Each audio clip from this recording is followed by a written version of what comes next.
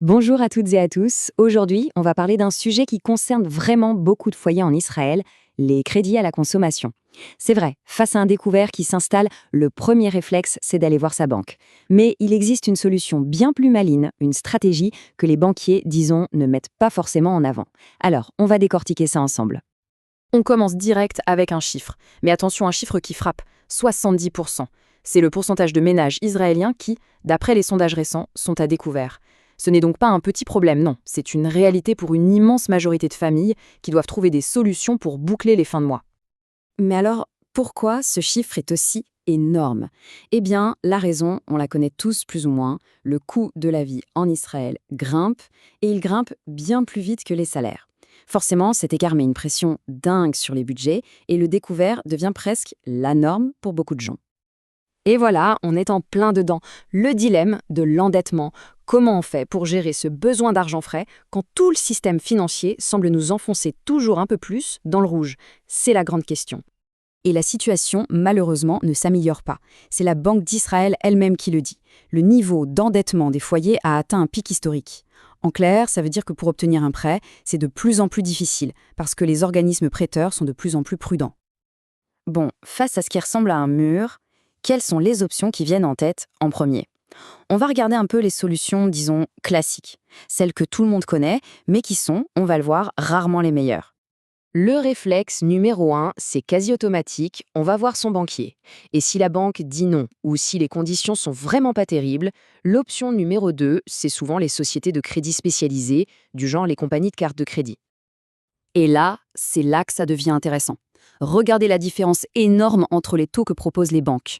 Ça peut commencer à 3% pour les clients parfaits et grimper jusqu'à plus de 12%. C'est une variabilité qui est non seulement immense, mais souvent très opaque. Tout dépend en fait de comment la banque perçoit le client. Donc si on met les deux côte à côte, on voit bien que ni la banque, ni les sociétés de crédit ne sont la solution miracle. Les banques, c'est flou et ça peut coûter très cher. Les sociétés de crédit, elles, peuvent sembler intéressantes, mais si on arrive chez elles juste après un refus de la banque, attention, les taux peuvent exploser. Bref, on est souvent dans une situation perdant-perdant. La question qu'on est en droit de se poser, c'est est-on vraiment condamné à ces options-là? Est-ce qu'il n'existerait pas une autre voie, une solution plus intelligente pour obtenir un prêt avec des conditions qui tiennent la route? Et la réponse, heureusement, est oui. Il existe bien une voie bien plus avantageuse, une méthode qui s'appuie sur des ressources que beaucoup de gens possèdent déjà, parfois sans même le savoir. C'est la solution des initiés, en quelque sorte. Et voilà le fameux secret. La clé, c'est d'utiliser sa propre épargne retraite comme garantie. On appelle ça un nantissement. En gros, au lieu de demander un prêt à quelqu'un d'autre en fonction de son profil, on emprunte contre son propre argent. Et croyez-moi, ça change absolument tout. Alors, commençons par le premier type de fonds qu'on peut utiliser, les fonds de pension, c'est-à-dire l'épargne retraite. C'est une ressource financière absolument centrale en Israël. Le produit le plus connu, c'est le Keren Pensia. Juste pour rappel, il s'agit du plan d'épargne retraite qui est obligatoire pour tous les salariés et, depuis 2017, pour la plupart des indépendants aussi.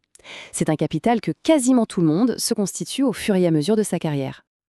Alors, comment ça marche en pratique? C'est simple. Il est possible d'emprunter jusqu'à 30% de la somme qui a été accumulée sur son Keren Pensia. Mais le point le plus important, le plus fou, c'est le taux. En moyenne, on est autour de 2,5%. Comparez ça avec les 12% qu'on a vus à la banque, la différence est juste colossale. Mais attendez, ce n'est pas tout. On passe maintenant à l'option qui est encore plus intéressante. On pourrait même dire que c'est le saint Graal pour ceux qui ont la chance d'y avoir accès, le Keren Ishtalmut. Le Keren Ishtalmut, c'est un plan d'épargne professionnel, mais qui n'est pas obligatoire.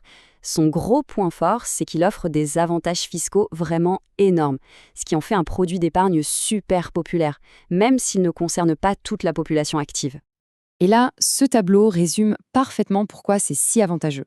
Avec un Keren Ishtalmut, on peut emprunter beaucoup plus, jusqu'à 80% de son épargne si elle est liquide. Et surtout, regardez-moi ces taux, entre 1,25% et 2,25%. Franchement, on parle de conditions de prêt qui sont quasiment imbattables sur le marché. La source qu'on analyse met le doigt sur un point stratégique absolument majeur. Je cite, l'intérêt d'emprunter plutôt que de débloquer réside dans la possibilité de faire un prêt in fine. D'accord, mais qu'est-ce que ça veut dire concrètement un prêt in fine? Alors attention, le mécanisme est d'une puissance incroyable. Étape 1, on emprunte sur son épargne. Étape 2, pendant toute la durée du prêt, on ne paye que les intérêts, qui sont, on l'a vu, très très bas. Étape 3, et c'est là que c'est magique, le capital qu'on a dans notre épargne, lui, il reste investi. Il continue de travailler et de générer des rendements qui sont souvent bien plus élevés que le taux du prêt. Et tout ça sans payer d'impôt sur la plus-value. Et enfin, le capital emprunté, on ne le rembourse qu'à la toute fin. C'est ce qu'on appelle un effet de levier financier et c'est redoutable. On va donc terminer sur cette idée. Quand on a besoin d'un prêt, le premier réflexe ne devrait peut-être pas être de chercher à l'extérieur, mais plutôt à l'intérieur. Et si la solution la plus simple, la plus économique et la plus intelligente était déjà là, bien au chaud, dans sa propre épargne?